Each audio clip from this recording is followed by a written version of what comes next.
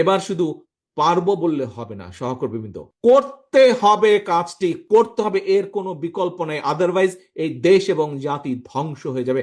আপনার দল আপনার সামনে আজকে যে স্ট্রেইট কাট প্ল্যান আপনার সামনে উপস্থাপন করলো, দেখান তো পত্রপত্রিকা খুলে, বক্তৃতা বিবৃতি দেখান তো আর কোন রাজনৈতিক দল এই মুহূর্তে যারা বাংলাদেশে আছে তারা কোন রাজনৈতিক দল এরকম প্ল্যানিং দিয়েছে? কোন রাজনৈতিক, ইয়েস, কোন রাজনৈতিক দল আপনাকে কোনো প্ল্যান দিতে পারে নাই, দেশের মানুষকে কোনো প্ল্যান দিতে পারে নাই, পরিকল্পনা দিতে পারে নাই যে দেশকে আমরা কিভাবে সামনের দিকে এগিয়ে নিয়ে যাব। একমাত্র বিএনপি আপনার দল দিয়েছে। কাজেই এখন আপনার বসে থাকার সময় নেই, আপনাকে যুদ্ধে নেমে পড়তে হবে। This is a war, this is a battle.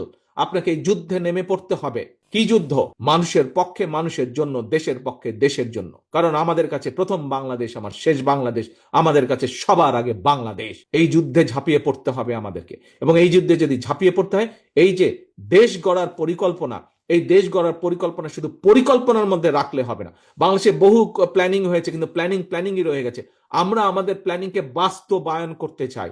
জনগণকে সাথে নিয়ে আমরা যেরকম আন্দোলন সফল করেছি, জনগণকে সাথে নিয়ে আমরা আমাদের এই 8টা প্ল্যানিং আমরা জনগণের স্বার্থে আমরা বাস্তবায়ন করতে চাই। বাস্তবায়ন, আমরা কাজ শুরু করব, আমাদের পরবর্তী জেনারেশন এটাকে কন্টিনিউ করবে। এটা সফলতার কোনো মার্ক নেই, এটা চলতে থাকবে। জনগণের স্বাস্থ্য ব্যবস্থা উন্নয়ন হতে থাকবে, শিক্ষা স্বাস্থ্য ব্যবস্থা উন্নয়ন হতে থাকবে, কর্মসংস্থানের ব্যবস্থা হতে থাকবে।